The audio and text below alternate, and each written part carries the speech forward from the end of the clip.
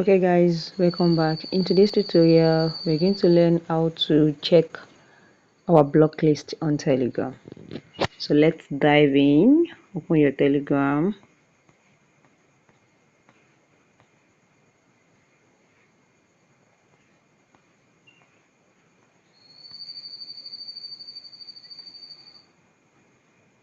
Okay, this is our Telegram.